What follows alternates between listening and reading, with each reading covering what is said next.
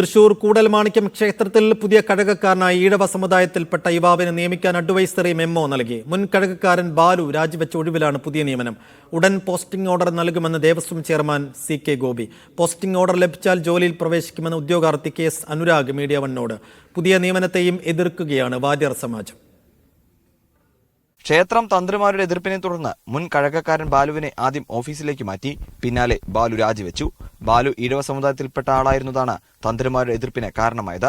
ആ ഒഴിവിലേക്കാണ് ഈഴവ സമുദായത്തിൽപ്പെട്ട മറ്റൊരു യുവാവിനെ നിയമിക്കുന്നത്. റിക്രൂട്ട്മെന്റ് ബോർഡിനെ സംബന്ധിച്ചിടത്തോളം രാജ്യത്ത് നിലവിലുള്ള നിയമവ്യവസ്ഥ അനുസരിച്ചിട്ടാണ് റിക്രൂട്ട്മെന്റ് നടത്തുന്നത്. അതാണ് കമ്മ്യൂണൽ റൊട്ടേഷൻ അനുസരിച്ചിട്ടാണ്. അല്ലാതെ ഇത് ജാതി വിവേചനത്തിനെ സംബന്ധിച്ചൊന്നും റിക്രൂട്ട്മെന്റ് ബോർഡ് വകവെച്ച് കൊടുക്കുന്നതല്ല.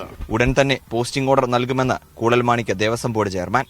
ഈ അഡ്വൈസ് മെമ്മോ ലഭിച്ചതിന്റെ കോപ്പി വെച്ചിട്ട് അത് മാനേജ്മെന്റ് കമ്മിറ്റി അതിലൊരു തീരുമാനം എടുക്കും. അടുത്ത മാനേജ്മെന്റ് കമ്മിറ്റി യോഗം ചേർന്നാൽ ഉടനെ തന്നെ അദ്ദേഹം വന്നാൽ പോസ്റ്റിംഗ് ഓർഡർ കൊടുക്കും. വിവാദങ്ങൾ കാര്യമാക്കുന്നില്ലെന്നും ജോലിയിൽ പ്രവേശിക്കുമെന്നും ഉദ്യോഗാർത്ഥി അനുരാഗ്. അപ്പോയിന്റ്മെന്റ് വന്നെങ്കിൽ ജോയിൻ ചെയ്യും അല്ലേ? അതെ അങ്ങനെയാ വിചാരിച്ചിരിക്കുന്നു. എന്നാൽ പുതിയ നിയമനത്തെയും എതിർക്കുകയാണ് വാര്യർ സമാജം. കഴകപ്രവൃത്തി ചെയ്യാനായിട്ട് ആഗ്രഹവുമുള്ള സമുദായ അംഗങ്ങളായിട്ടുള്ള വാര്യർ സമാജത്തിന്റെ പ്രതിനിധികൾക്ക് വേണ്ടിയിട്ട് ഏതറ്റം വരെയും പോകാനായിട്ട് നമ്മൾ തയ്യാറാണ്. പുതിയ നിയമനത്തിലും എതിർപ്പുമായി തന്ത്രിമാരെത്തിയാൽ നടപടിയുമായി മുന്നോട്ട് പോകാനാണ് ദേവസ്വം ബോർഡിന്റെ തീരുമാനം. തന്ത്രിമാർ നൽകിയ കേസ് കോടതിയിൽ നിൽക്കുന്നതിനാൽ തന്ത്രിമാരുടെ ഭാഗത്തുനിന്നും എതിർപ്പുണ്ടാവാൻ സാധ്യതയില്ല. മീഡിയ 1 തൃശൂർ.